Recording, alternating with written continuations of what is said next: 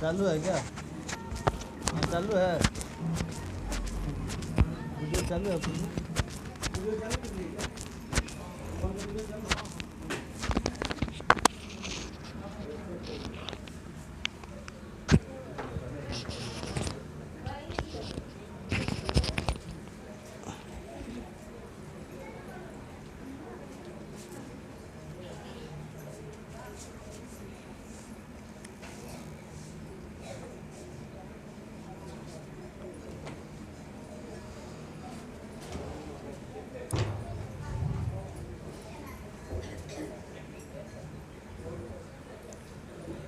बोलिए प्रेम से श्री सद्गुरु श्री सद्गुरु महाराज की श्री सद्गुरु महाराज की श्री सद्गुरु महाराज ध्येयं सदा परिभवग्नमभीष्टदोहम् तीर्थास्पदं शिवविरञ्चिनुतं शरण्यं भृत्यार्तेऽहं प्रणतपाल भवाब्धिपोतं वन्दे महापुरुषते चरणारविन्दं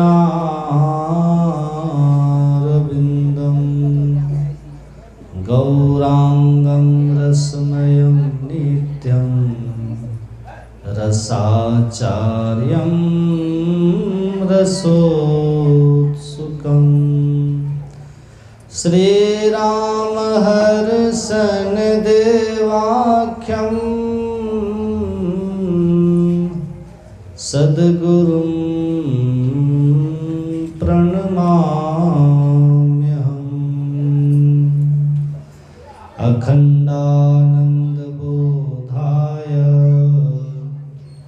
शिष्यसन्तापहारिणे सच्चिदानन्दरूपाय रामाय गुरुवे नमः। बोलिए प्रेम से श्री सद्गुरु महाराज की।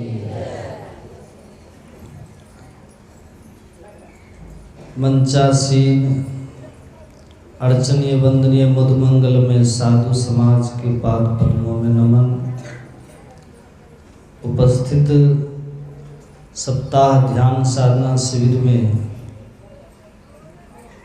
आज चौथा दिन, पांचवा दिन है।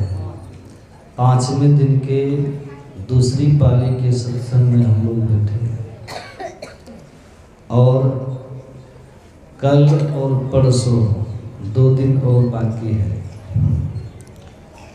तो जो है सब ठीक है। बोलिए प्रेम से श्री सद्गुरु महाराज की जय। भगवान श्री राम का चरित्र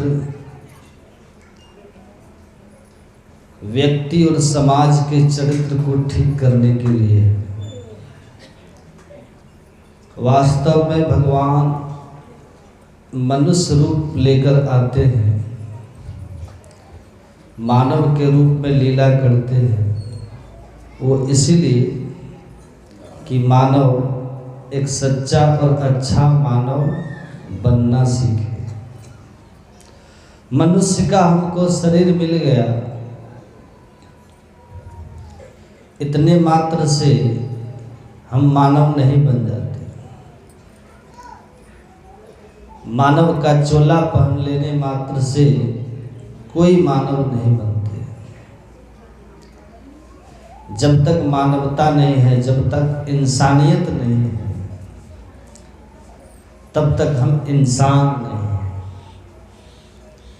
किसी के काम जो आए उसे इंसान कहते हैं, और पराया दर्द अपनाए उसे इंसान कहते हैं।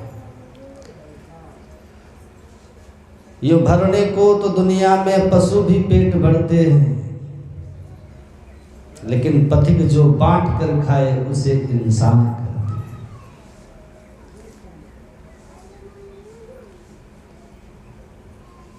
पशु में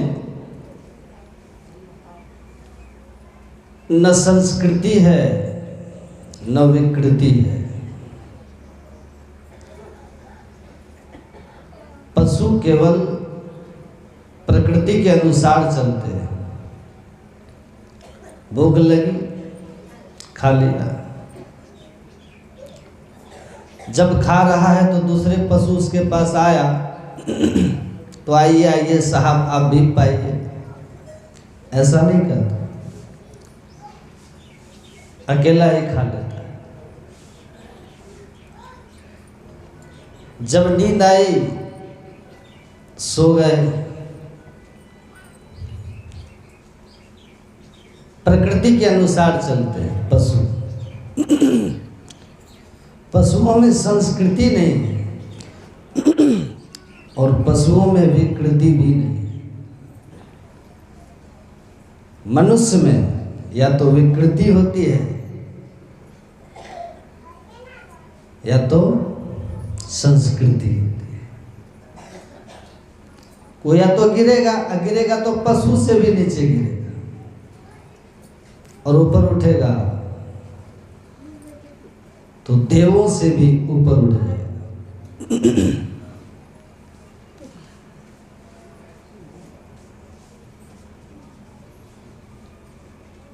इसलिए मनुष्य यदि रोटी खा रहा है और उसके पास कोई भूखा आ जाए और मांगे तो वो आधी रोटी उसको दे देगा, खिला के खाएगा। ये संस्कृति है।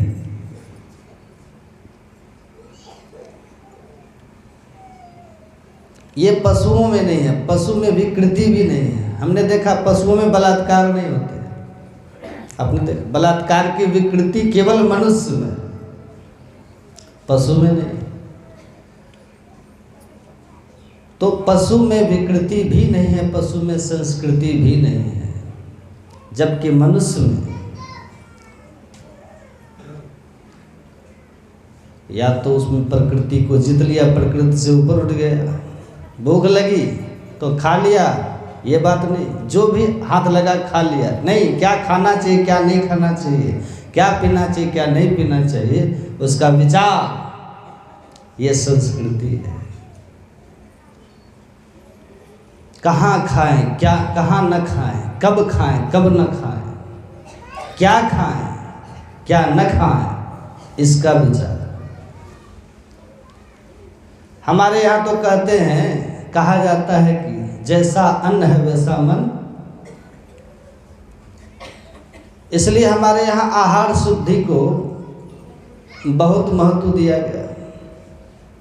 आहार शुद्धौ सत्व शुद्धि, सत्व शुद्धौ ध्रुवा स्मृति। आहार यदि शुद्ध है तो तुम्हारा सत्व, सत्व का मतलब होता है मन, तो वहां मन शुद्ध हो। और यदि मन शुद्ध है तो परमात्मा की स्मृति अखंड रहेगी। वरना जब करने बैठिएगा तब भी मन ध्यान में नहीं लगेगा। लोग कहते हैं ध्यान तो करते हैं, मन नहीं लगता। कैसे लगेगा? कंदमूल खलवाने वाले को नहीं लगता जल्दी, पानी पूरी और पाव भाजी खाने वाले का क्या लगेगा?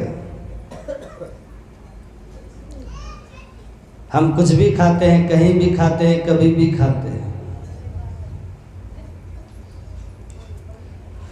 मनुष्य जो खाता है और पीता है वो 3 हिस्सों में बट जाता है। आहार का जो सूक्ष्म भाग है, स्थूल भाग है आहार का, वो मल और मूत्र के रूप में या पसीने आदि के रूप में शरीर से निकल जाता है। आहार का जो मध्य भाग है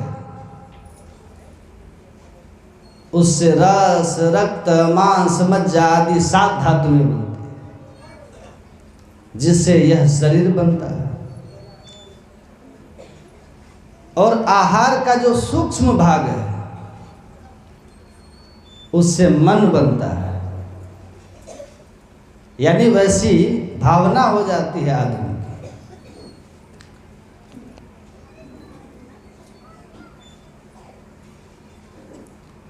इसलिए हमारे यहाँ जो वेजिटेरियन लोग हैं, सात्विक लोग हैं, वैसे तो खाने पीने में बहुत ध्यान रखते हैं, लेकिन यहाँ तक कि जिस किसी के घर का भी नहीं खाए, किसका हाथ लगा है, ये भी ध्यान रखते हैं कि अनीति का हमारे उदर में नहीं जाए, हमारे पेट में न जाए। अनीति का जो खाएगा उसकी बुद्धि तो भ्रष्ट होती है, लेकिन अनीति का जो खाता उसके घर चिमड़े जाएगा, उसकी बुद्धि भी बिगड़ेगी। दुर्योधन का अन्न खाया पितामह भीष्म, तो अपने आंखों के सामने अपनी ही कुलवधू द्रौपदी के चीर परिवार का ही एक बेटा खींच रहा है।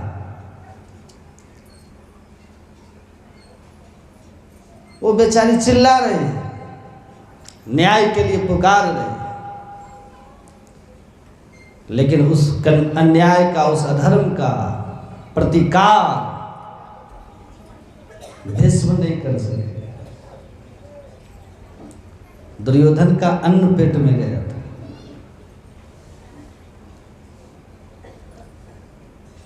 रामायण में कथा है, भगवान श्री राम ने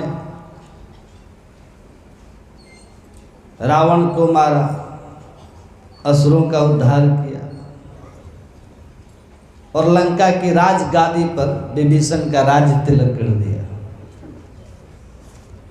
उसके बाद विभीषण भगवान की शरण में आते हैं, पूछते हैं प्रभु मेरे लिए क्या आज्ञा है। भगवान राम ने एक आज्ञा करी विभीषण को, ऐसा करो जितना धन रावण के खजाने में है सब विमान में भरो और आकाश से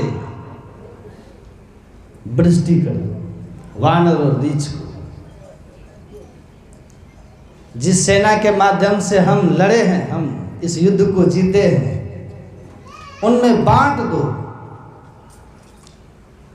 तो कहते हैं कि विभीषण ने पूरा धन जो रावण ने इकट्ठा किया था एक विमान में भरा और आसमान में जाकर के वृष्टि कर दिया। बानर और रीछों को 18 पद्म बानर रीछों को ऊपर, उसके ऊपर वृष्टि हो गई, सब लोग ले गए।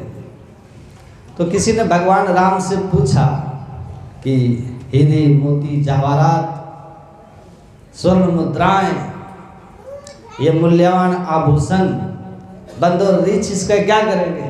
वे तो कपड़े नहीं पहनते, नेकलेस पहनेंगे, मोतियों का हार पहने, बानर भालू को इसकी क्या आवश्यकता? आपने ये क्यों बंटवाया?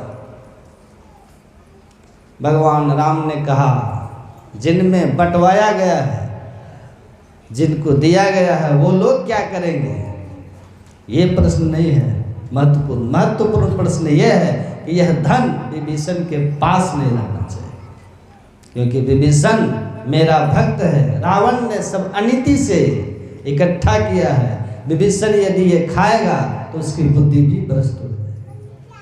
मैं नहीं चाहता कि रावण अनीति से जो इकट्ठा किया है वो धन विभीषण खाए। और भगवान को हमेशा चिंता रहती है अपने भक्त की। कौनते प्रति जाने ही नमे भक्तः प्रणश्यति, गीता में कहने वाले भगवान, मेरे भक्त की उसका पतन नहीं होता कभी। दूसरे प्राणी प्रकृति की जो व्यवस्था है उसका पालन करते हैं। जो वेजिटेरियन एनिमल्स हैं वो वेजिटेरियन फूड ही लेंगे, वही खाएंगे। जो नॉन वेजिटेरियन है वो उसी के अनुसार चलते हैं। शेर घास नहीं खाएगा, नॉन वेजिटेरियन वो शिकार करके खाएगा, लेकिन हिरण मांसाहार नहीं करेगा।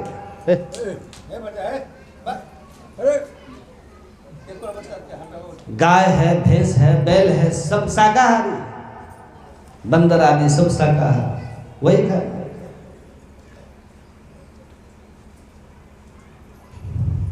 प्रकृति ने स्पष्ट रूप से vegetarian animals and non vegetarian animals बांटा है प्राणियों, और आप दोनों प्राणियों के बिहेवियर को देखिए तो स्पष्ट हो जाएगा कि जो जीभ से पानी पीने वाले प्राणी हैं वो तो वेजिटेरियन, नॉन वेजिटेरियन, और जो होठ से पानी पीते हैं वो वेजिटेरियन।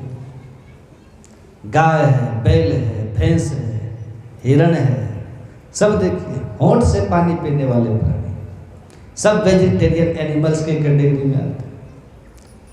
और शेर है, कुत्ता है, चित्ता है, आदि आदि सब जीभ से पानी पीने वाले प्राणी, वो नॉन वेजिटेरियन की कैटेगरी में आते हैं। अब मनुष्य को अपने आप से पूछना चाहिए कि वो जीभ से पानी पीता है कि होठ से पानी पीता है, ताकि पता चले कि by the law of nature वो किस कैटेगरी में है। पर स्पष्ट बात सामने आती है कि मनुष्य कुत्ते की तरह जीभ से पानी नहीं पीता, मनुष्य होठ से पानी पीता है। इसका मतलब यह है कि कुदरत ने उसको वेजिटेरियन एनिमल की कैटेगरी में रखा है। दूसरे सब एनिमल्स कुदरत का वो जो कानून है, वो जो नियम है, उसका पालन करते हैं। एक मनुष्य ही ऐसा है कि कुदरत के, प्रकृति के उस नियम का पालन नहीं करता। यही विकृति है, या तो संस्कृति है या तो विकृति है मनुष्य में।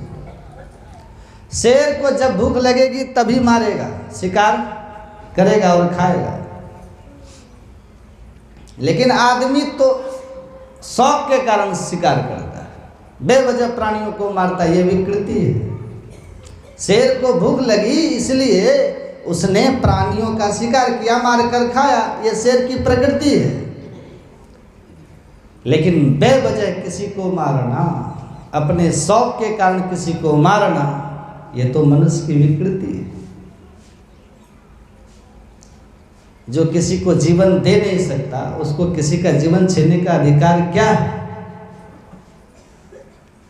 तो योग है, आहार की शुद्धि है, ये शरीर की स्वास्थ्य के लिए, मन की पवित्रता के लिए बहुत आवश्यक है। और शरीर स्वस्थ है, पहला सुख निरोगी काया। नहीं तो लाखों करोड़ रुपए होंगे, बहुत पैसा होगा, कोई मिलियन ट्रिलियन है, शरीर ठीक नहीं है तो सब सुख बेकार, सारे भोग उसके लिए बेकार। पहला सुख है शरीर का स्वास्थ्य, और दूसरे मन की प्रसन्नता। मन शुद्ध होगा तो मन प्रसन्न रहेगा, मन आनंद में रहेगा, जीवन में शांति होगी, और वही सच्चा सुख। वरना महलों में रह करके देखिए आंसू बहाइए, देखिए। इसलिए भारतीय परंपरा में ऋषियों ने जो बातें कही है, जीवन को स्वस्थ, सुखी और आनंदमय बनाए रखने के लिए बहुत आवश्यक है। इन बातों को समझें और जीवन में लाएं। मानव शरीर शाकाहार के लिए बना है। यह शरीर मंदिर है, देवालय प्रभुतः शरीर मंदिर है, सिर शिखर है, शिखा ध्वजा है। इस भाव से हिंदू में चोटी रखते। ये चोटी रखने का जो रिवाज है, ये शिखा रखने का जो रिवाज है, वो ध्वजा के भाव से। ये चलता फिरता मंदिर है मनुष्य शरीर, हृदय गर्भगृह है, और इसमें भगवान विराजते हैं। ईश्वरः सर्वभूतानां हृदय से अर्जुन तिष्ठति। देह रूपी मंदिर का मस्तक जो है वो शिखर है, और शिखा ध्वजा है। ये मंदिर है, लिविंग टेम्पल ऑफ गॉड। उस मंदिर की कितनी पवित्रता और मर्यादा का पालन करते हो। मंदिर में no smoking, smoking not allowed, no non veg है। मंदिर है, इट्स अ होली टेम्पल, और हमको मेंटेन करना होता है। उसकी पवित्रता को, तो हम वहाँ स्मोकिंग नहीं करते, नॉन वेज नहीं, अल्कोहल नहीं। अब मानव का बना हुआ मंदिर है, हम लोगों ने बनाया, मानवों के द्वारा वो निर्मित है मंदिर, और उस मंदिर की पवित्रता का पालन करते हो। लेकिन ये तो भगवान के द्वारा बनाया हुआ मंदिर है, और इस मंदिर की पवित्रता का कोई भान नहीं, कोई ख्याल नहीं, इसमें सब कुछ जाओ। मानव निर्मित मंदिर की इतनी मर्यादा रखते हो, इतनी इज्जत करते हो, ये तो ईश्वर के द्वारा मंदिर है। इसकी पवित्रता का भी ध्यान रखिए।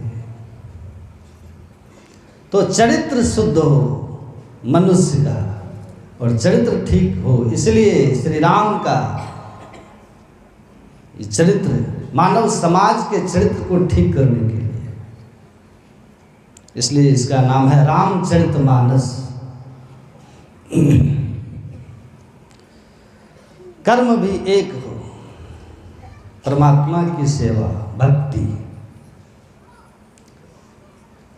बाल्यावस्था में भजन किया प्रहलाद ने, ध्रुव ने, परमाराध्य सदगुरु महाराज ने, इन्हें परमेश्वर की प्राप्ति हुई।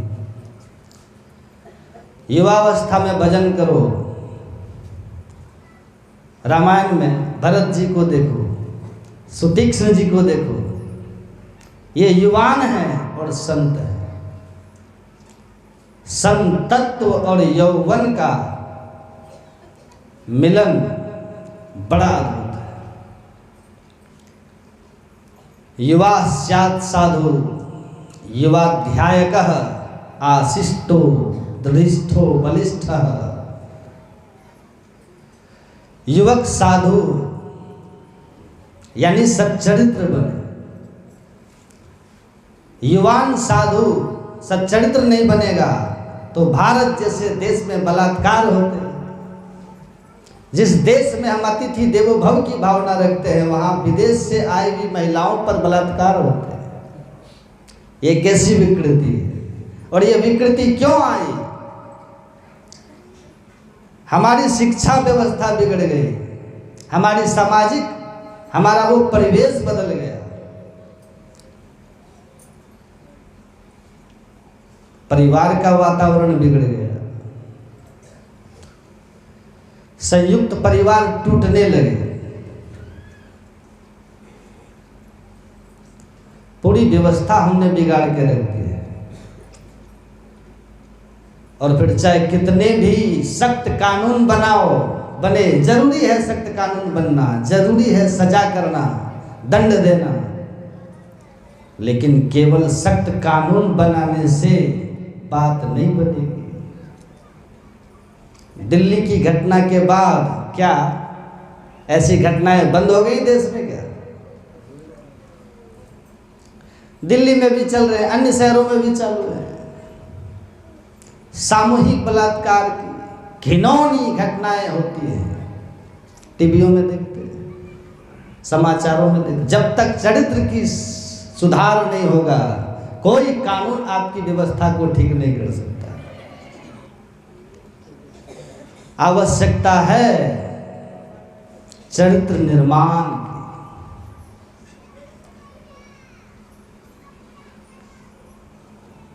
व्यक्ति को संस्कार से समृद्ध बनाने वाली 4 संस्कार पीठ है हमारे यहाँ। सुन लीजिए ध्यान से। पहली संस्कार पीठ है माता की कोख। माँ के उदर में बालक है, वहीं से संस्कार आता है। माँ का चरित्र बड़ा महत्वपूर्ण है। माता के विचार अच्छे। जब बालक उदर में है उस वक्त माँ क्या सोचती है, उसका प्रभाव पड़ता है उदरस्थ गर्भ पर। इसलिए हमारे यहाँ सगर्भावस्था माताएं, सगर्भा माताएं रामायण भागवत सत्संग करती है, कथा सुनती है। अच्छा सोचिए,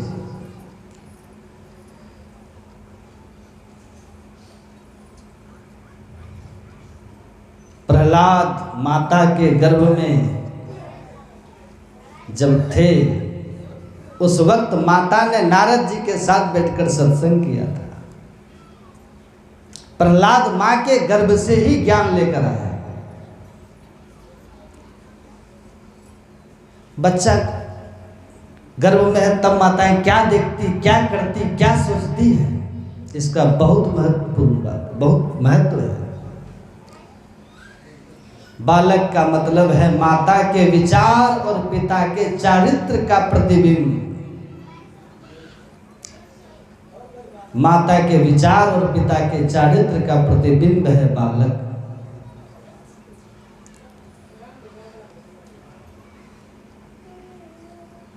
यहां गर्भ से ही संस्कार में गड़बड़ी हो जाती है। पहली संस्कार पीठ माता की कोख, पहली गुरु भी माता ही है। दूसरी संस्कार पीठ पिता का कुल, परिवार से संस्कार आते हैं बच्चों। परिवार का वातावरण कैसा है? आज हम लोग परिवार का वातावरण बिगाड़ के रखे, छोटे बड़ों का आदर नहीं करते, बड़ों में उदारता का अभाव है और भेद करते हैं।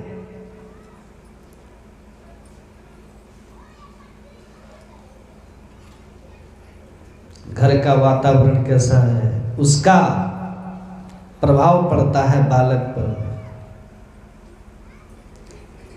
पिता का कुल अर्थात परिवार, ये दूसरी संस्कार पीठ है।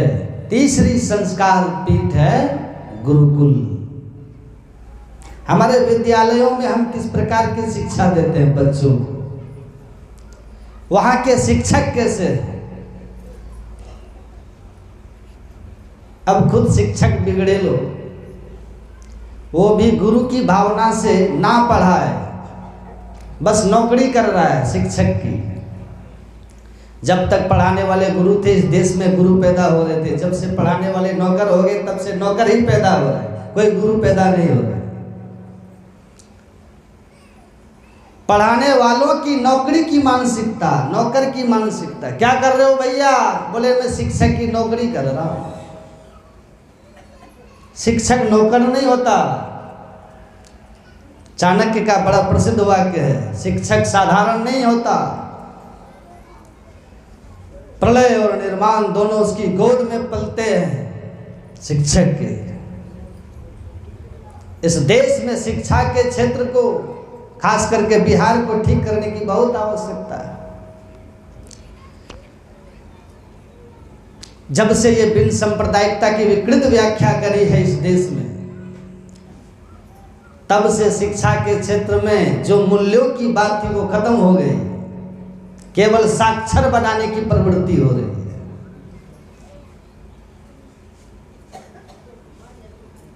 और हमारे संस्कृत में कहते हैं कि साक्षरा विपरीता राक्षसा भवन्ति। साक्षरा पढ़े लिखे लोग, साक्षरा उल्टा पढ़ो, साक्षरा राक्षसा। ये पढ़े लिखे जब उल्टा चलते हैं, कानून से उल्टा चलते हैं, समाज से उल्टा चलते हैं, धर्म से उल्टा चलते हैं, वही राक्षस बन जाते हैं। पढ़ा लिखा और जो पढ़े लिखे लोग और पैसे वाले लोग गलत काम करते हैं, तब ज्यादा धक्का लगता है। नहीं, शिक्षा हमारी कैसी होनी चाहिए? केवल डॉक्टर बनावे, इंजीनियर बनावे, लॉयर बनावे, ऐसी नहीं हो, इंसान बनावे, ऐसी हो। नहीं तो डॉक्टर्स, इंजीनियर्स, वकील, चार्टर्ड अकाउंटेंट्स, सबके भीड़ में इंसान कहीं खो जाता है। उसको इंसान बनाओ, ऐसी शिक्षा होनी चाहिए। वैल्यू बेस्ड एजुकेशन का महत्व अब धीरे धीरे लोगों की समझ में आ रहा है। तो केवल लिटरेट करना, केवल साक्षर बनाना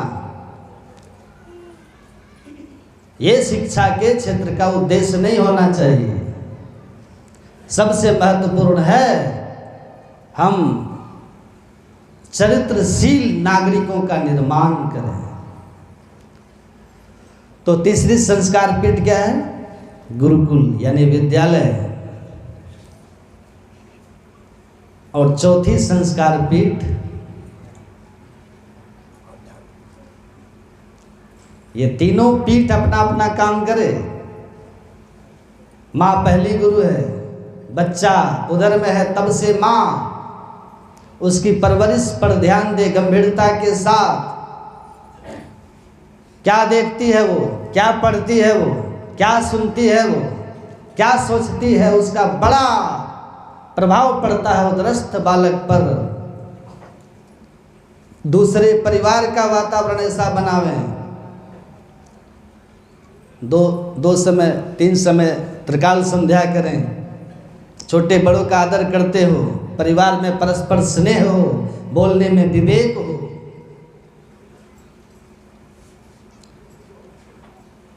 राम लक्ष्मण भरत शत्रुघ्न रोज सुबह उठ करके प्रात काल उठ के रघुनाथा, मातु पिता गुरु ना वही माथा, आयसु मांगी करे पुर काजा।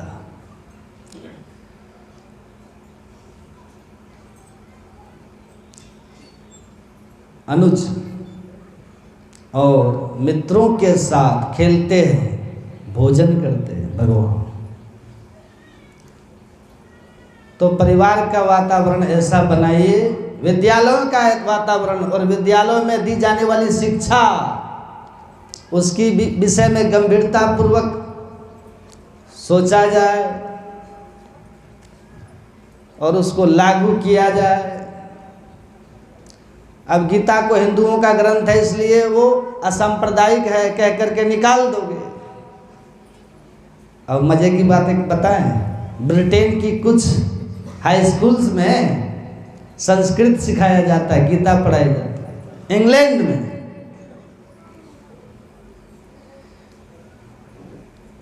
और हमारे यहाँ निकाल दिया गया। क्यों? हम एक बिन सांप्रदायिक कंट्री।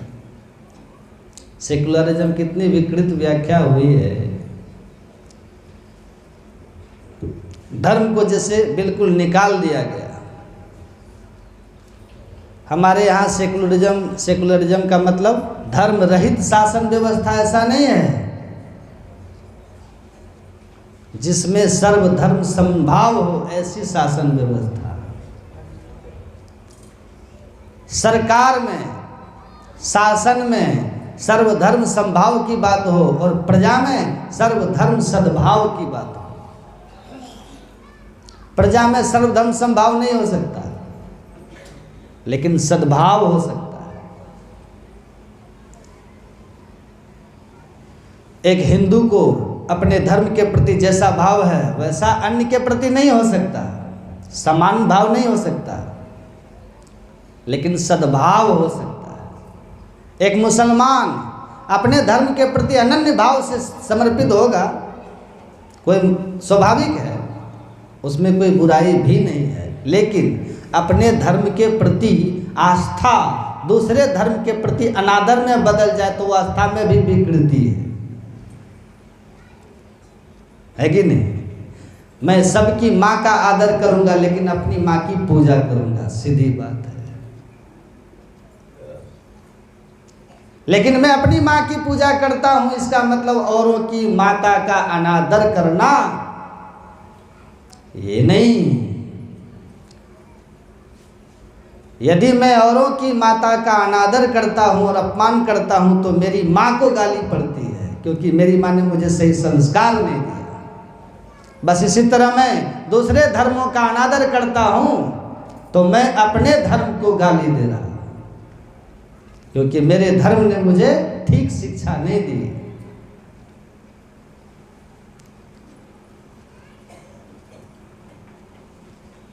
एक चोर चोरी करता है या बलात्कार करता है और पकड़ा जाता है और कैद खाने में उसको डाल देते हैं तो उसकी माँ की नाक कट जाती है। उसकी माँ को समाज में मुंह दिखाना मुश्किल हो जाता है। कि इस माँ ने ऐसा बेटा जना। तो जो दूसरे के धर्मों का अनादर करते हैं वो अपने ही धर्म को गाली दे रहे हैं। क्या आपके धर्म ने आपको ये सिखाया? वो धर्म लज्जित होता है, वो धर्म शर्मिंदगी से भर जाता है, चाहे कोई भी हो। तो अपने अपने धर्म के प्रति दृढ़ आस्था रखिए, अनन्य भाव रखो, लेकिन सभी धर्मों का आदर करो, सभी धर्मों का आदर। मेरे कई मुसलमान भी मित्र हैं, हम बैठते हैं आपस में चर्चा करते हैं, मित्र हैं, पढ़ते थे, बड़ी अच्छी चर्चाएं होती, बड़े प्यारे लोग हैं। लोग धर्म के नाम से बहक जाते हैं और कई लोग धर्म के नाम पर बहकाते भी हैं, अपने स्वार्थ की रोटियां सेकने के लिए। धर्म बहकने के लिए नहीं है, धर्म महकने के लिए होता है। जो आपको महका दे वो धर्म है। धर्म से बहकना थोड़ी होता है। तुम्हें बेहोश कर दे वो धर्म नहीं, तुम्हें सचमुच होश में ला दे वह धर्म। बेहोश करने वाला धर्म तो एक नशा है। इसलिए कार्ल मार्क्स ने धर्म को अफीम का नशा बताया। ये बेहोश करने वाला धर्म, और बेहोश तो हमने किया है मोह ने, काम ने, क्रोध ने, लोभ ने। धर्म तो होश में लाता है, हमें जागृत कर दे, वो धर्म है। तो प्रजा में सर्वधर्म संभाव हो, राजा में सर्वधर्म जो सरकार है तो सर्वधर्म संभाव। लेकिन धर्म रहित शासन व्यवस्था, ऐसा सेकुलरिज्म का अर्थ नहीं हो सकता।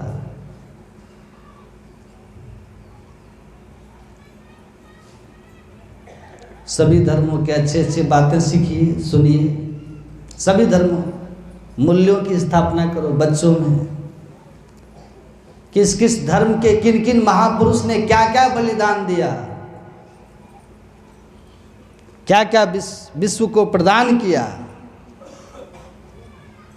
कि महावीर हो, कि मोहम्मद हो, कि बुद्ध हो। आज हमारे अवधेश बाबू बता रहे थे एक बच्चे के बारे में, वो कह रहे थे कि गुरु महाराज का चरित्र मुझे सुनना है, ये संस्कार है। गुरु महाराज के प्रति उनकी आस्था जग रही है, उनको गुरु महाराज का चरित्र सुनना है। गुरु नानक देव हो, गुरु महाराज हो, जीसस क्राइस्ट हो, भगवान राम, भगवान कृष्ण, हमारे तो इतने अवतार हैं हिंदू परंपरा। उनके चरित्र सिखाए जाए, सुनाए जाए, संतों के चरित्र सुनाए जाए। सभी धर्म के जो महान संत हैं उनके बारे में सिखाया जाए। लोग कहते हैं बच्चों को कोई साधु संत थोड़ी करना है, कहते हैं अरे इंजीनियर बनाओ, डॉक्टर बनाओ, लेकिन साधु चरित्र हो ये जरूरी है, नहीं तो फिर गलत करेगा।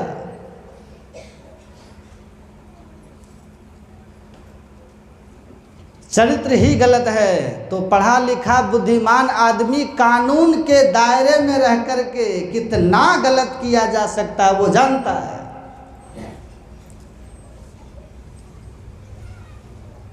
इसलिए केवल कानून से बात नहीं बन सकती, व्यवस्था बदलते रहिएगा, उससे बात नहीं बननी है। लोगों के चरित्र को बदलो, ये बहुत जरूरी है। उसके लिए संतों का ज्ञान सुनाओ, संतों का चरित्र सुनाओ। तो पहली संस्कार पीठ माता की कोख, दूसरी संस्कार पीठ पिता का कुल यानी परिवार, तीसरी संस्कार पीठ गुरुकुल और विद्यालय, स्कूल, कॉलेज, वहाँ की शिक्षा और शिक्षा नीति ठीक हो। और फिर जो बात बाकी बच जाए तो उसको अंतिम फाइनल टच देने के लिए एक चौथी संस्कार पीठ है और उसका नाम है व्यासपीठ, अध्यात्म पीठ। व्यासपीठ से मतलब है धर्म पीठ। हमारे देश के साधु संत, धर्म परंपरा के लोग वो ठीक हो। ये क्या है? कथा, सत्संग, मास एजुकेशन का माध्यम है। यहाँ शिक्षा ही दी जा रही है, नहीं दी जा रही, शिक्षा दी जा रही है। तो धर्म जगत के लोग भी ठीक हो।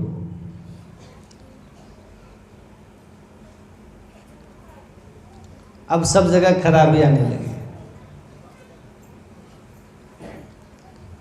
कथा की व्यासपीठ के लिए भी बहुत स्पष्ट लिखा है कि यहाँ पर बैठने वाला बेचने वाला नहीं हो, बांटने वाला हो। साफ लिखा है, नहीं तो कथा की महिमा कम हो जाए, कथाकार का वजन टूट जाएगा।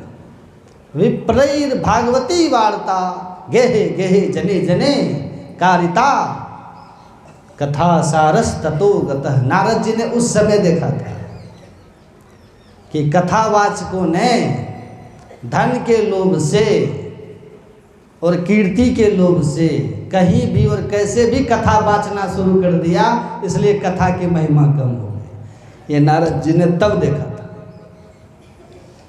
इस व्यासपीठ की गरिमा को बनाए रखना, व्यासपीठ पर जो बैठता है उसकी बड़ी जिम्मेदारी है।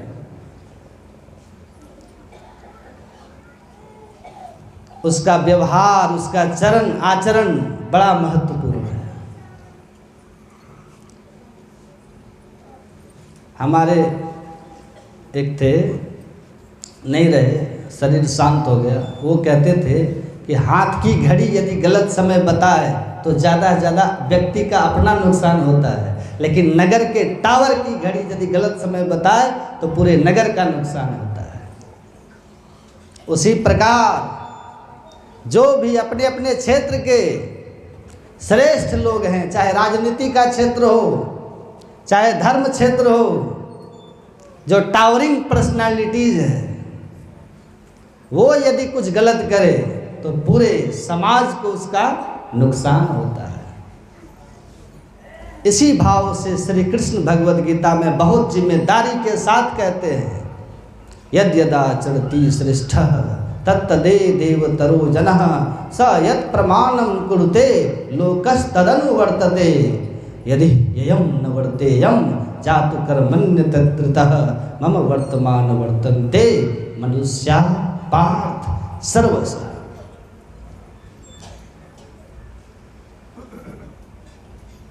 श्रेष्ठ लोग, बड़े लोग, अपने अपने क्षेत्र के जो मुखिया हैं, घर के जो मुखिया हैं, वे लोग जैसा करते हैं दूसरे लोग उनका अनुसरण करते हैं, अनुकरण करते हैं। इसलिए वो लोग कुछ गलती करे तो पूरे समाज का नुकसान खतरा होता है कि नहीं? टावर की घड़ी यदि गलत समय बताए, बहुत लोगों का नुकसान होता है। तो चौथी संस्कार पीठ व्यासपीठ। तो इस सब का भी ध्यान रखिएगा। गुरु महाराज कहते हैं समय बीत रहा है, आयु बीत रही है, क्या करो?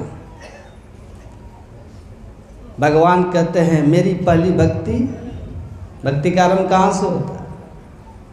भक्ति जो शुरू कीजिएगा या किए हैं, कहाँ से शुरू करेंगे? पहली भक्ति कहाँ से आरंभ होगी?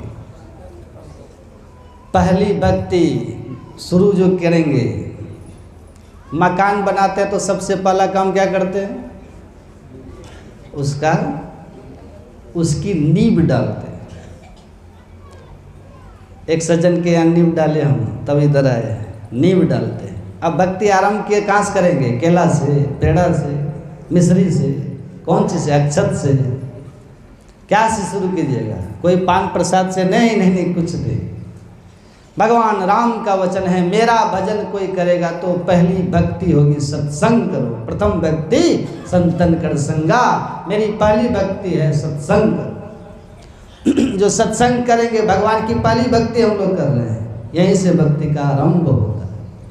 प्रथम भक्ति संतन कर संगा, दूसरी रति मम कथा प्रसंगा। दूसरी भक्ति क्या है? आए हैं जरूर, कथा में अगर प्रेम नहीं कीजिएगा, बढ़िया से नहीं सुनिएगा। अभी तो जितनी दूर तक मेरी दृष्टि जा रही है, सब जगह मैं देख रहा हूँ बैठे लोगों, खड़े भी हैं, माताएं पुरुष, सबको देख रहा हूँ। बहुत शांत भाव से, श्रद्धापूर्ण भाव से सत्संग वचन को श्रवण कर रहे हैं, मैं देख रहा हूँ। यही है, सत्संग स्थल में पहुँचे, अम्मा इधर उधर दौड़ रहा है, सत्संग नहीं हुआ। प्रथम भक्ति, दूसरी रति मम, मेरी कथा जो हो रही है उसमें रति प्रेम कीजिए। दूसरी रति मम कथा प्रसंग, गुरुपद पंकज सेवा। तीसरी भक्ति है गुरु कीजिए, उनकी सेवा कीजिए, अहंकार छोड़ के, कपट छोड़ के सेवा कीजिए। चौथी भक्ति कहते हैं भगवान मेरे गुण समूह का गान कीजिए। जो प्रवचन हो रहा है इस भगवान का गुणगान लोगों को जाकर के सुनाइए, लेकिन शर्त है कपट छोड़ के, कपट नहीं रहे। चौथी भक्ति मम गुणगन करे कपट तजी गान, मेरे गुण समूह का गान किए, कपट नहीं। कपट बहुत खतरनाक है। मुंह मीठो, मुंह में मीठा है, भीतर में मुंह से नीचे कपट है, जाल बिछा। भगवान सब देखते हैं, अंदर में जाल है, मुंह से मिठाई, मीठ मीठ बोली, बहुत खतरनाक। पलटू में रोवन लगा, देख जगत की रीत, जहाँ देखो तहाँ कपट है, कासों कीजिए प्रीत। मुँह मीठो भीतर कपट, कहाँ न मेरो बास, काहू से न दिल मिले, पलटू फिरे उदास, मेरे गुण का गान। चौथी भक्ति। पांचवी भक्ति क्या है? जो दीक्षा ली है, जो गुरु ने मंत्र बताया है, वो मंत्र साधारण नहीं। दीक्षा देने के समय मैं लोगों को सुनाता हूँ कि जो मंत्र है 2.5 अक्षर का, मंत्र को सिद्ध करती है।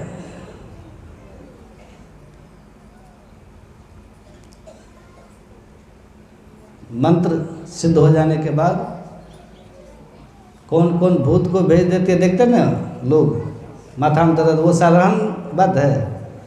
ये जो मंत्र है अनमोघ मंत्र, इस मंत्र से जो मंत्र आपको मिला है ये साधारण मंत्र है। गुरु महाराज ने इस मंत्र से साधना किया, इस मंत्र के जप से इन्होंने ईश्वरत्व को प्राप्त किया, प्रभु को प्राप्त किया, आत्मदर्शन किया, भक्ति में पूर्णता को प्राप्त किया। यही मंत्र, ये सिद्ध मंत्र है, आजमाया हुआ मंत्र है। यह मंत्र कैसा है? सिद्ध किया हुआ है। जो मंत्र आपको मिला है ये साधारण खिलौड़ नहीं। इसकी सिद्धि जब हो जाएगी, मंत्र का प्रभाव जापक को मालूम पड़ता है, इसकी सिद्धि होनी चाहिए। इसलिए भगवान राम ने कहा यह पांचवी भक्ति मेरी है, जो गुरु ने मंत्र दिया है, मनोयोग पूर्वक विधिवत। जो विधि है उसको ठीक ठीक जानिए, कैसे जपिएगा ये भी जानना है। जपने के समय ख्याल कहाँ रखना है, तब मंत्र को जपिए, मंत्र की सिद्धि हो। इसलिए भगवान राम ने कहा यह पांचवी भक्ति है। मंत्र जाप और मानस ध्यान इसी में आ जाता है, ये पांचवी भक्ति है। छठी भक्ति क्या है? यह बहुत ही गंभीर भक्ति है। छठी और सातवीं भक्ति बहुत गंभीर है। छठी भक्ति भगवान राम ने कहा, इसी को सुना करके वाणी में विराम। छठी भक्ति क्या है?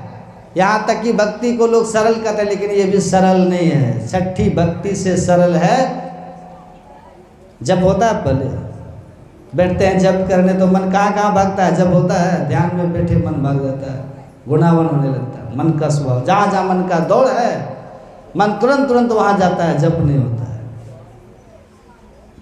जप के बाद छठी भक्ति है। भगवान राम कहते हैं छठ दम शील विरति बहुकर्मा, निरत निरंतर सज्जन धर्म। इंद्रियों का दमन करना अब जरूरी पड़ गया। क्यों?